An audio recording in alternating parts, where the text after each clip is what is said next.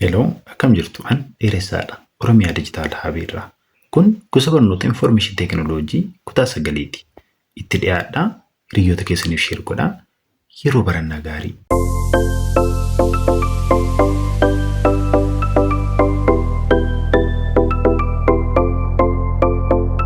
Akkuma yeroo darbee teebiloo kontentii yookiin immoo kontentii kitaabichaa chaapterii tokko hanga boqonnaa 6 waliin ilaallee boqonnaa tokkoffaa Information Technology kutaa sagalii kuni Organization of Files jedha boqonnoota 6 ilaalle keessaa jechuudha. Organization of Files kan jennu kana keessatti wanti nuti chaapterii kana keessatti ilaallu warreen kanadha jechuudha. Warreen kana erga boqonnaa kana barannee xumurree booda warreen kana hunda isaanii ibsuu danda'uu qabnaa jechuudha. Isaanis file, folder, drive, akkasumas immoo manipulate of file and folder kan jennu manipulate of file and folders jechuun faayilootaa fi folders manage gochuu danda'u jechuudha. Manage yeroo jennu immoo maybe faayila tokko create gochuu ta'uu danda'a, delete gochuu ta'uu danda'a, move, copy, edit warreen sun hundi isaanii faayilaalee yookiin folderaalee yeroo akkas goonu manipulate file folder jenna jechuudha. Another thing is with this chapter is explore drive on computer system. Computer system keenya keessatti kuustuun daataa eessatti akka argamtuu fi faayidaan ishii maal akka ta'e illee asuma keessatti baranna jechuudha. Kanaaf yeroo keenya qusachuudhaaf jecha directly topicoota boqonnaa kana jalatti argaman waliin ilaallaa jechuudha. So overview of this chapter is that unit introduce you to file and the file organization in computer system. Boqonnaan kun kan waliin ilaallu maaf waluu nu ibsa jechuudha. Faayilaa fi file organization in computer system. Faayila keenya akkamitti organize gochuu dandeenya computer system keessatti waan sun nuuf ibsaa jechuudha. So a computer file can be or system generated and created or transferred from other source in computer system. That means file nuti computer keenya qabnu kuni yookiin generate kan ta'edha yookiis immoo bilbila nama biraarraa ta'uu danda'a yookiin computer nama biraarraa gara computer keenyaatti kan transfer ta'e ta'uu danda'a jechuudha. So file computer keenya irra jiru kun karaa lamaanidha jechuudha. Gara computer keenya irratti file ta'e maqaan isaa kan argamu jechuudha. Yookiin generate ta'eera yookiin immoo transfer from other source into computer. Other source yeroo jennu mobaayilii irraa ta'uu danda'a, appilikeeshinoota garaagaraa irraa yookiin telegiraamii irraa buufnee irraa ta'uu danda'a yookiin iimeeliidhaan nutti dhufeera ta'uu danda'a. Isaan sun hundi isaanii walii gala other source jechuu dandeenya jechuudha. So we learn how to manipulate file. Manipulate file akkuma jalqaba isiniin jedhe immoo faayila tokko create gochuu ta'uu danda'a, faayila tokko copy gochuu ta'uu danda'a, faayila tokko maqaa isaa rename gochuu ta'uu danda'a, faayilicha delete gochuu ta'uu danda'a, search gochuu danda'a. Hundi isaanii walitti maal jedhamu? Manipulate file jedhamu jechuudha. Hundi isaanii walitti manipulate file jechuu ni dandeenya jechuudha. So a file folder is a mechanism to keep your computer file in an organized manner. Folder jechuun maal jechuudha? Amma asitti akka ibsu yaalletti kana yoo kana ibsinaa jenneera. File erga akkasiin a file folder is a mechanism to keep your computer file in organized manner. File keenya manage gochuudhaaf yeroo barbaannetti haala salphaadhaan dhahnee bakka jirutti banachuudhaaf folder nu barbaachisa yookiin immoo waan faayila keenya keessa kuusannu jechuudha yookiin keessa keewwannu jechuudha jechuudha. Hammattuu faayila keenya jechuu dandeenya folder kana. So this unit will deal with folder manipulation mechanism that operating system provides. That means manipulation akkuma jenne sitti warreen kana hunda isaa kan apply godhu jechuu ta'uu danda'a. So akkasumas immoo folder keenya irratti illee apply gochuu dandeenya jechuudha waan sun. So let's start with this basic file and folders. Basic file and folders waliin yeroo eegallu mee kana irratti akkuma jettanitti sammuu keessan keessatti yaada yookiin immoo yaada keessan gara kanatti kenname brainstorming faayilota kana yookiin folderii kana hubachuudhaaf jechuudha.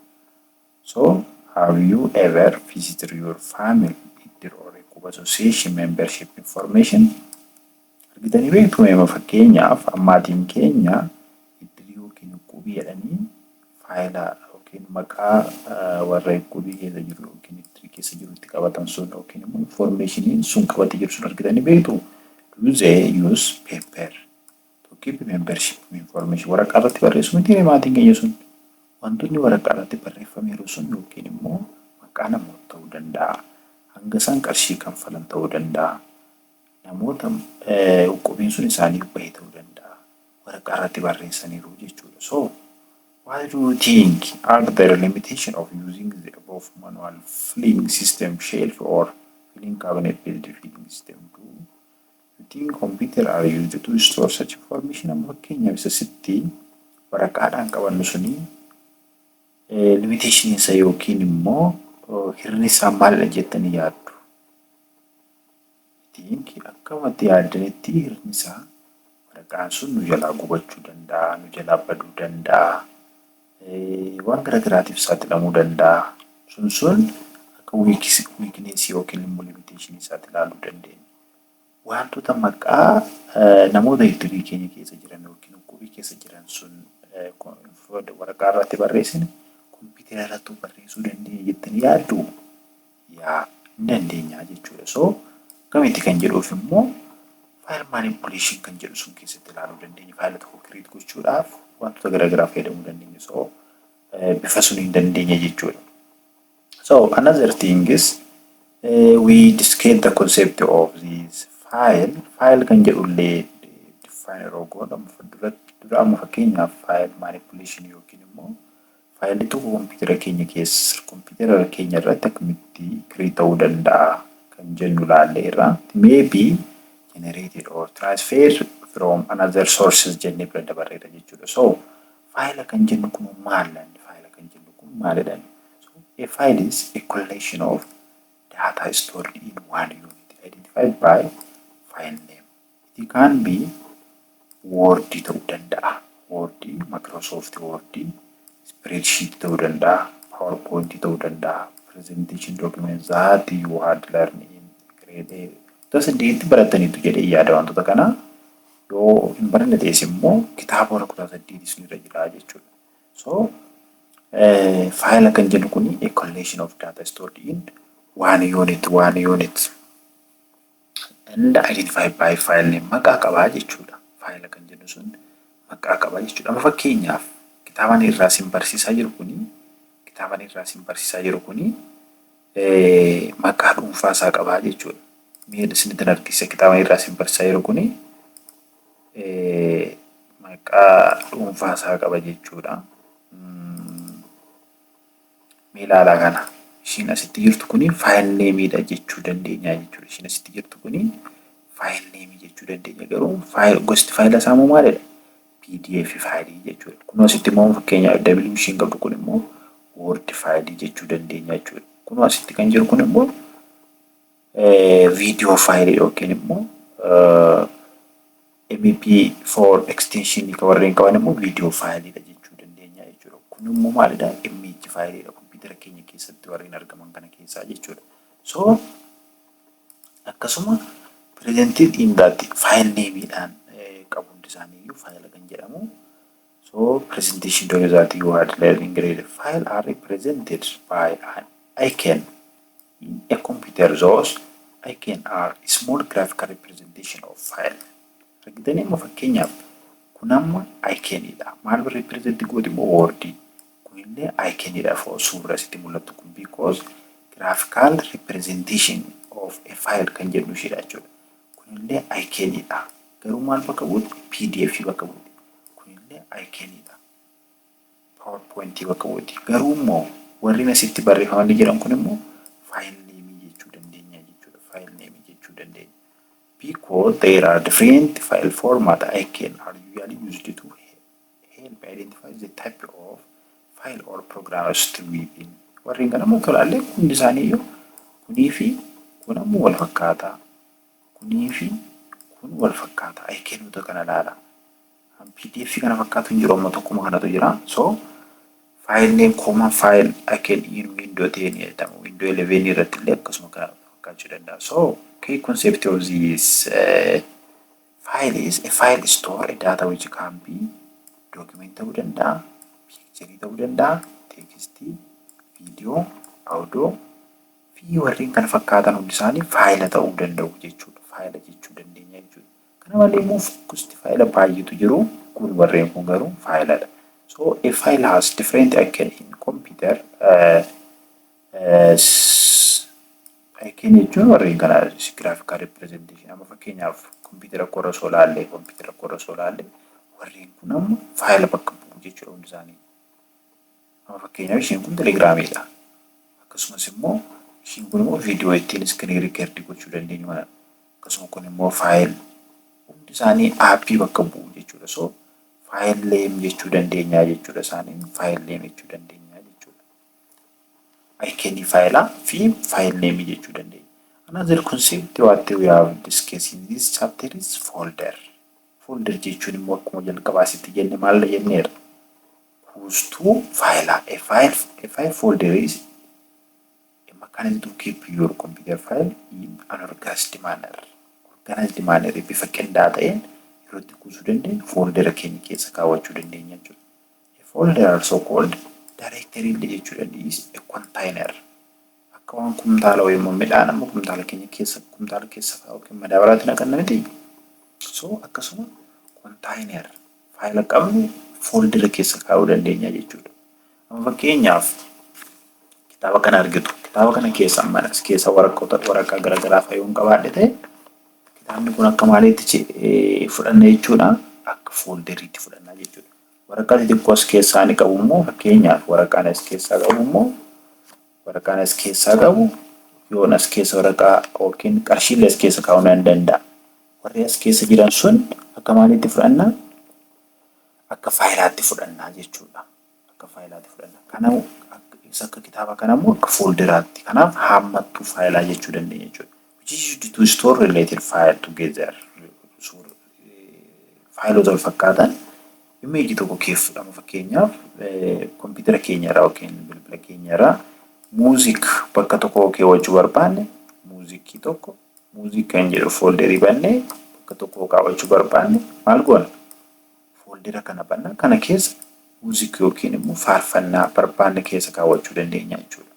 So stored related file kana jenna jechuudha. Related illee kaa'uu dandeenya garuu faayidaan folderaa maalidha?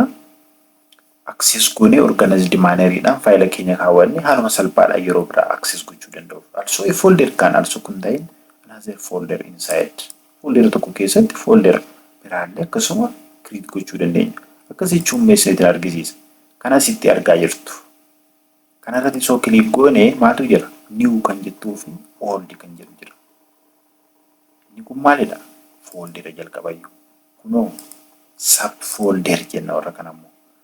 So ishii kanarratti click kan godhe immoo another subfolder. Osoo kanarratti click kan godhe another subfolder. Osoo nama fakkeenyaaf kanarratti click godhe faayilatti dhufnee jechuudha. Faayilatti dhufne. So warreen kun faayiladha jechuudha. Faayila kana immoo maal keessaa qabna?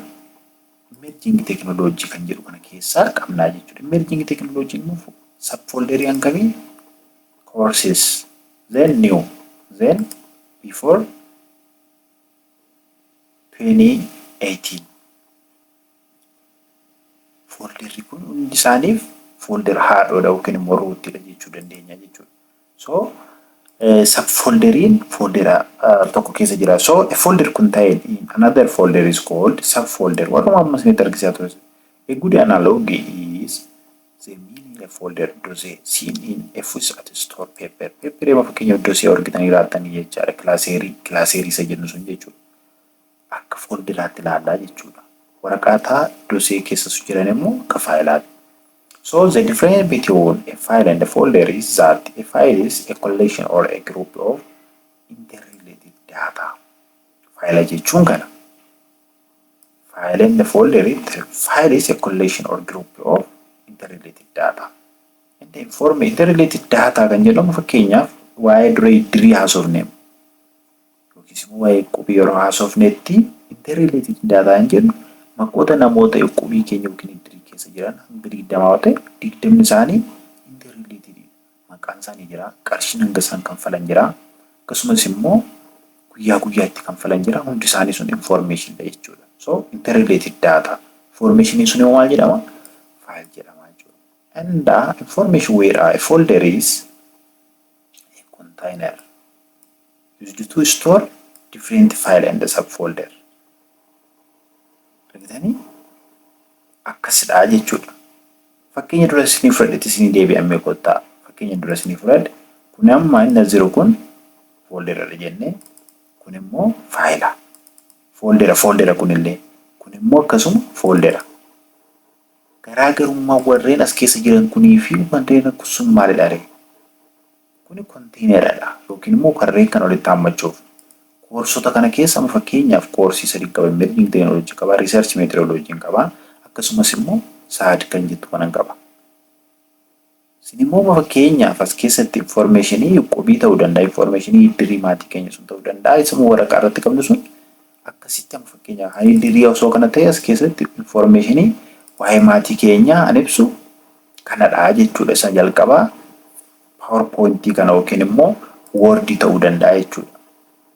So garaagarummaan isaanii we can have different type of files such as text file kan jennu jira, video file, document file, image file, and each has different extension to identify their type of, but folder does not have extension. Argitanii? File kan jennu extension wanta jennu yookiin immoo dootti booda qubee sadii jirtu amma Word osoo ta'e amma jechuudha doc kan jettu kan jirti extension jedhamti isheen. Akkasumas immoo PowerPoint yeroo ta'u immoo .ppt PowerPoint jechuudha. PDF faayiliin dubbifnu kun amma fakkeenyaaf koottaa laameeraa ishii kana dhumarra jirtu kan argitu ishii kana sadan kitaaba nuti irraa barachaa jirru kana. Web.pdf isheen jettu kun faayila waan ta'eef extensionii qabdi jechuudha. Garuu folder extensionii hin qabu. Sirriitti qabadhaa jechuudha. Kana barsiisaan keessan sin gaafachuu danda'a.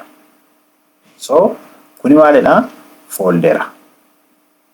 Kunoo foldera jechuu dandeenya jechuudha. Kuni isa doosii jennu sun isa maatii keenya iddirii fayyadaman sun maqaa namoota iddirii keessa kaawwatan. Inni kun immoo isa computer folderii jechuu dandeenya jechuudha. Garuu lamaan isaanii waan wal fakkaataa hojjetu jechuudha. Activity kana hojjedha.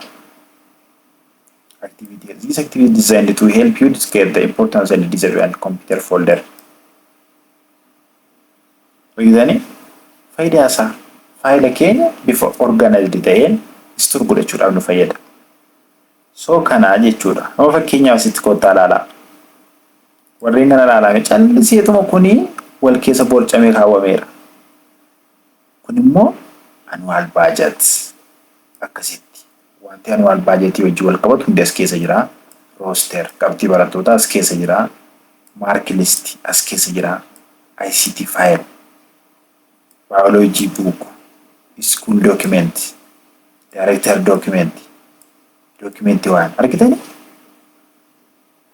Warra kana keessa barbaannee argachuu moo kana keessa dafnee argachuu turraa nuti salphata?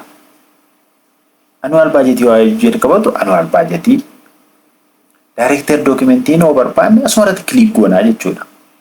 So organizational file yookiin immoo folder kan jennuuf kanaadha jechuudha. So faayidaan isaanii asumatti kana. Kun cluttered file jedhama argitanii? Wal keessa borcamee jira jechuudha. Waan tokko barbaannee argachuudhaaf yeroo dheeraa nutti fudhata. Yoo folder keessa naqne garuu ICT file yoo barbaanne kanumarratti click goonaa jechuudha. So faayidaan isaa akkasii jechuudha. So folder help to keep related file organized together. Asirratti ilaalleerra B kana. B'n kun isadha. B. About this help to locate file easily. Salphumatti argachuudhaaf jechaadha faayila barbaanne sun. ICT file kana soo argine salphumatti click asirratti goona. Biology book yoo soo dubbisu barbaanne asumarratti click goona. As keessa yoo ta'e garuu as keessa sin barbaanna as keessa bakka barbaanne deemnaa jechuudha. So this help to locate file easily. If you had no folder on your computer, your document, program, and operating system file will all be located in the same place. So olaanu sun jechuudha. Folder allow you to have more than one file with the same file name. For instance, you can have a file called mylater.com, mylater.doc, document file in your my document folder, and another file called mylater.doc in different folder called later collection. If all your file were in single plane, every file will need unique file name. Fakkeenyaaf kana keessa annual budget kana keessa maqaa wal fakkaataa kaa'uu hin danda'u jechuudha. Maqaa wal fakkaataa kaa'uu hin danda'u.